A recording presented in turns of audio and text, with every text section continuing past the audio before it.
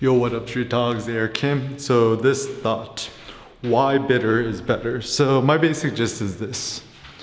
When it comes to life and everything in between, bitter is better because when life is bitter, it actually stimulates our hormonal response in a positive way. So there's this process called hormesis, Hormesis, not to be confused with homeopathy, which is actually pseudoscience. Hormesis is real science. The basic notion is a small dose of poison is actually a stimulus and a beneficial thing for the biological host organism. So for example, let's consider, coffee and tea wasn't put on earth to serve us humans. Actually, the caffeine which is in tea leaves, as well as the caffeine in coffee beans, are natural pesticides produced by these plants to prevent them from being eaten by pesky bugs and stuff like that. So if I'm a coffee bean, I don't want to be eaten by predators. And what does a coffee bean then does? It produces caffeine as a preventative to prevent to getting eaten by bugs, right? Now, to us humans though, we have coffee and actually has a buzz. It's like a small adrenaline response. And once again, the saying, the dosage is the poison is totally true. 1 to 2 cups of coffee a day is probably good for you. 50 cups of coffee a day, probably not so much, right? So know that the dosage is the poison. And also when you think about vegetables, right? And I don't like to say vegetables because it's a little bit confusing. I'd rather say bitter greens. So if you consider your kale plant, kale doesn't want to be eaten, and therefore it secretes a small dosage of poison, which makes it bitter to prevent it from being eaten. And as a consequence, when we humans eat bitter vegetables bitter greens such as kale or collard greens, a little bit of that poison stimulates our body's hormonal response to counteract the small dose of poison, which actually makes us stronger and stimulates us. And so the notion of bitter is better is kind of a good one to me, because I think we could kind of extrapolate this thought to just life experiences too, right? I wouldn't wish anybody a life totally free of pain, suffering, and whatever, because I think in life, you don't know what's sweet without the bitter. So for example, I quit sugar like me 5-6 years ago, and actually the interesting thing is, now I can actually taste what really is sweet. Like for example, I eat broccoli, cauliflower, even carrots. Have you noticed they're actually really sweet? Similarly speaking, when I have even 100% cacao powder, I drink it as hot cocoa just with water. I actually noticed that it's bitter to a lot of people, but for me it's actually quite sweet. Or similar, even 100% cacao nibs. It's actually it's very bitter, but actually it's quite sweet too. So the notion of bittersweet, I think it's true. So I think true love or true happiness in life is kind of the bittersweet. It's it's kind of like somebody's a real friend, because when you leave them, it's bittersweet is that you're so grateful and happy of all the experience you have, but it's also bitter because you're sad you're gonna leave them. And so I think that's kind of a good way to judge life experience and stuff like that. So similarly speaking, this is why I'm happier on the East Coast than I am in California, because California, the weather is always hot and nice, right? But as a consequence, you cannot really appreciate it when it is good.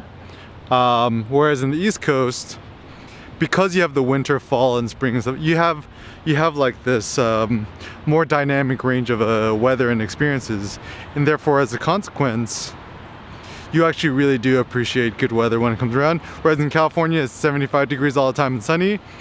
Another day is another day. For me, a roller coaster ride of extreme up and downs is far more fun and interesting than if life is just steady. Who would want to go on otherwise life is just like a boring merry-go-round where it just keep loops, and it's just not fun. I think we humans, we are actually thrill seekers and stuff like that, and we disdain the boring, the average, and stuff like that. So it certainly seems life is far more interesting and better when we could embrace a little bit more of the extremes. And that's why, you know, we like to watch fights, you know, people fighting, and that's why we like UFC. That's why we like to race fast cars.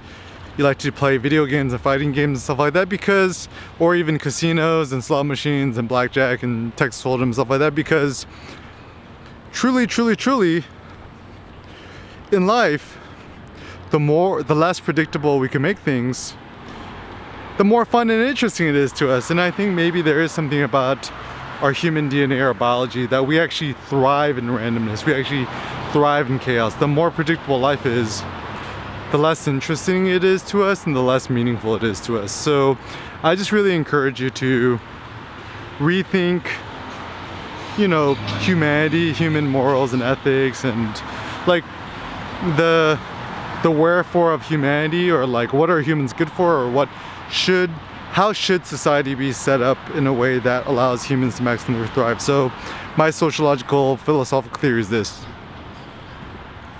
the best society and the best life is which embraces maximal chance, maximal randomness, you know, minimal amount of predictabilities. And even if you think about the whole, like, Nietzsche's notion of the eternal return, imagine if your life played on loop indefinitely. Certainly we wouldn't want a life where every single day is the same. So if you spend too much time in Gmail or Google Calendar trying to plan your life, you realize from COVID-19, you know, reality doesn't care about your planning skills. You know, and there's talks that, you know, who knows if there's a COVID-20, a COVID-21, COVID-22, or something even 10 times or 100 times worse than what we're experiencing for COVID. So it looks like the future does belong to those who are able to maximally, I think, take advantage of the chaos and the ups and downs and stuff like that. Like, you know, when it comes to the market, right? You know, I'm personally invested in cryptocurrency. I have Bitcoin and DGB, which stands for Digibyte. And the basic notion, I mean, this is kind of sad too, is I think crypto will only get really, really big if people lose faith in the US dollar, or they lose faith in credit cards and the currencies and stuff like that. So, you know, and this is how short selling also works in the stock markets, where people bet on the demise of something. And once again, it's kind of sad and cruel, but it is times of extreme downside, stress, and chaos where there could be a lot of good entrepreneurial opportunities. So I would just kind of encourage you and recommend you to learn how to thrive in the randomness, chaos, and chance, rather than shying away from the insanity which is our new life, to thrive in it. So my basic thoughts is, you know, study Stoicism, imagine the worst case scenario. Seems like a robust way to live. Read the letters of Seneca, Marcus Aurelius, and stuff like that is quite fair. Learn how to live an aesthetic lifestyle. Kind of a more poor ghetto lifestyle is a better lifestyle. I could go to the local, you know, price right grocery market. I could buy pork for 99 cents a pound. I could feed myself on 5 pounds of pork a day for only $5 a day. I'm like, doesn't get any better than that. Yeah, anti-owning stuff, anti-buying stuff. You know, what's the use of saving up money to buy a house if we're all stuck at home and we don't like the quarantine lifestyle anyways? Learn to do with less. Contemplate on the shortness of life. And yeah, take every day in a good stride. Like, even if it's good or bad, sad or not, remember that the bitter is often the better.